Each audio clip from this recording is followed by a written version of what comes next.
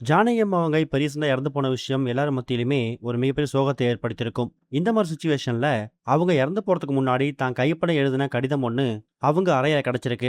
அத எடுத்து பார்த்துட்டு ஒட்டுமொத்த குடும்பமும் ஒரு மிகப்பெரிய அதிர்ச்சியில மூழ்கியிருக்காங்க. அதோட விவரத்த தான் இந்த இதுல பார்க்க போறோம். 88 வயசு ஆகியிருந்த பாடகி ஜானகி அம்மா ஜூலை 11ஆம் தேதி உடல்நலக்குறைவால இறந்து போயிட்டாங்க அப்படிங்கிறது நம்ம எல்லாருக்குமே தெரியும். 17க்கும் மேற்பட்ட மொழிகள்ல பல்லாயிரக்கணக்கான திரைப்படங்கள்ல பாடல்கள பாடி பல மாநில விருதுகளை வாங்கி ஃபேமஸ் ஆனவங்க தான் பாடகி ஜானகி. சொல்லப்போனா ஜானகி அம்மாவோட மகன் கடந்த ஒரு 6 மாசத்துக்கு முன்னாடி தான் இறந்து போன விஷயம் நம்ம எல்லாருக்குமே தெரியும். இந்த மாதிரி சிச்சுவேஷன்ல கடந்த ஒரு சில வருஷங்களாவே திரைத்துறையை விட்டு ஒதுங்கி இருக்கக்கூடிய ஜானகி அம்மா எந்த ஒரு பொது நிகழ்ச்சிகளையும் கலந்துக்கிறது இல்ல, சினிமா பாடல்களை பாடுறது இல்ல. அதை விட முக்கியமானது எந்த ஒரு நிகழ்ச்சியும் அட்டன் பண்றது இல்ல. உடல்நல பிரச்சனை காரணமா மைசூர்ல இருக்கக்கூடிய அவங்க உறவினர் வீட்டுல தான் அவங்க ரெஸ்ட்ல இருந்திருக்காங்க. இந்த மாதிரி சூழ்நிலையில கடந்த ஒரு சில மாதங்களாவே தான் மகன் இறந்து போனதுக்கு பிறகு தன்னோட பையனை நினைச்சு ஜானகி அம்மா ரொம்ப ஃபீல் பண்ணிருக்காங்க. சரியா சாப்பிட முடியாம தூங்காம ரொம்ப ஒரு மாதிரி மன உளைச்சலுக்கு ஆளாகி அதனாலேயே பாதி உடல்நிலை பாதிக்கப்பட்டிருக்கு. ஒரு பக்கம் வயது முதிர்ச்சி ஒரு காரணமா இருந்தாலும் இன்னொரு பக்கம் தன்னுடைய மகனோட மரணமும் இவங்க ரொம்பவே பாதிச்சிருக்குதாம். இந்த மாதிரி சூழ்நிலையில கடந்த ஒரு சில மாசங்களாவே அவங்க படுத்த படுக்கையா இருக்கும்போது அவங்களுக்கு இருக்கக்கூடிய ஒரே ஒரு பொழுதுபோக்கு அவங்க பாடின பாடல்களை டிவியில ஒலிக்க விட்டு கேட்கறது, இல்லைன்னா மொபைல்ல பார்க்கறது தான். ஆனா அது ரெண்டுத்தையுமே அவங்க ஃபுல் டே ரொட்டீன் பண்ணாம தன்னோட ஓய்வு நேரங்கள்ல சில விஷயங்களை எழுதுறதையும் அவங்க வழக்கமா வச்சிருக்காங்க.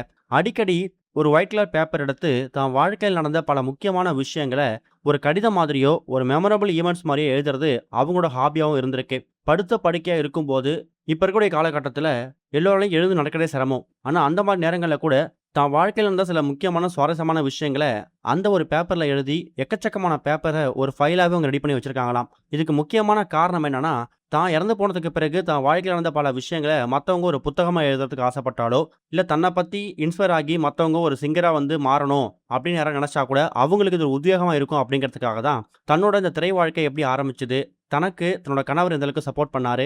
1957ஆம் வருஷம் தான் இவங்களுக்கு திருமணம் ஆகியிருக்குது.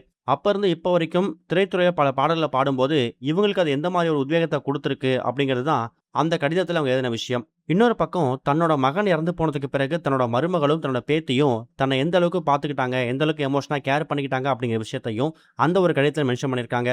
இப்போ அவங்க இறந்து போனதுக்கு பிறகு அவங்க பயன்படுத்த அந்த அறையை சுத்தப்படுத்தி அந்த டேபிள்லாம் க்ளீன் பண்ணும்போது தான் அந்த டேபிள்ல இந்த ஒரு கடிதம் இருந்ததை அவங்க குடும்பம் சேர்ந்தவங்க பார்த்துருக்காங்க.